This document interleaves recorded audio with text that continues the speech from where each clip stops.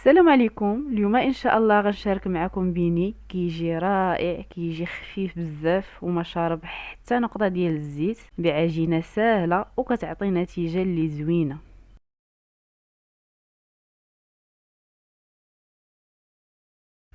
وغادي نحتاجو كمكونات 3 دقيق 300 غرام. غادي نحتاجو كذلك الكأس حليب، نفس الكأس اللي عبرنا به الدقيق. نضيف فيه ملعقه صغيره مملوءه جيدا خميره الخبز، ولا كان الجو بارد نضيفو ملعقه ونصف. نصف ملعقة صغيرة ملح، وجوج معالق كبار سكر سنيدة. وغادي نخلطوا الخميرة مع الحليب يكون دافئ. غادي نضيفوا كذلك بيضة صافي، ونخلطوا الخميرة مع الحليب ونضيفوها. وغادي نجمعوا العجين، نجمعوه غير بيدينا.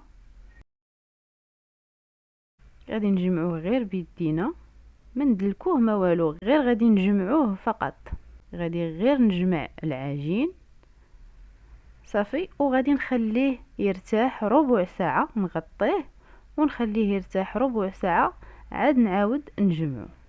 ومن بعد ما ارتاح لي العجين ربع ساعة، كيف كتلاحظوا غير ربع ساعة وكتلقاوه يعني ولا رطب على الاول، بحال ترخف شويه.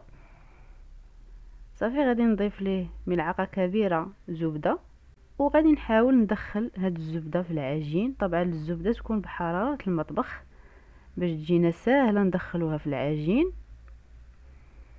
كنبقاو غير كنجمعو بهاد الطريقه حتى تندمج لينا الزبده مع العجين صافي. وغادي نغطيوه ونخليوه حتى يتضاعف الحجم ديالو على حساب الجو. ضروري تخليوه يخمر جيدا. نغطيوه ونخليوه يخمر حتى يتضاعف الحجم ديالو. ومن بعد ما خمر لينا العجين كيف كتلاحظوا كنخليوه يخمر جيدا ضروري. صافي كنرشوا سطح العمل بالقليل من الدقيق، وغادي نطلقوا العجين. غير حاولوا ما ترقوهش بزاف. نتوما غادي تشوفوا معايا السمك ديال العجين كيفاش خاصو يكون، ما يكونش رقيق بزاف. صافي وغادي ناخذ شي حاجه اللي غادي نقطعوا بها. انا عندي هاد القطاعه، تقدروا تقطعوا بكأس ولا اللي بغيتو. وغادي نقطعوا البيني ديالنا صافي. وكنهزوا البيني ديالنا وكنوضعوه على منديل ولا على شي حاجه باش نخليوه يخمر مره اخرى. كيف كتلاحظوا السمك ديال البيني ما كيكونش رقيق بزاف، كنخليوه شويه غليظ تقريبا 1 سنتيم. والعجين اللي بقى لينا غادي نجمعوه ونعاودو نطلقوه، نخليوه يرتاح شويه. كنديروه في بلاستيكه يرتاح شويه غير 2 دقائق ولا 3، ونعاودو نطلقوه ونصايبو به البيني صافي. وهذا البيني ديالنا غادي نغطيوه ونخليوه يخمر مره اخرى. وغادي نمروا نقليوه. غادي ناخذوا الزيت نسخنوه جيدا ونقصوا النار، لان فيه السكر وفيه حتى الزبده فكيتحمر بسرعه. نحاولوا نقصوا النار عاد نقليوه.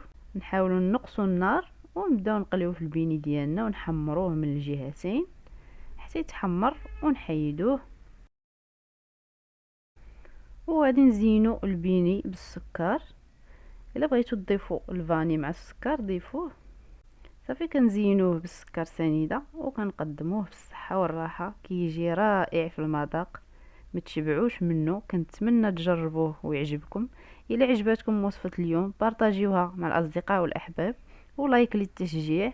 ولا كنتوا اول مره تشوفوا القناه ضغطوا على الزر الاحمر للاشتراك لتتوصلوا بجديد الوصفات.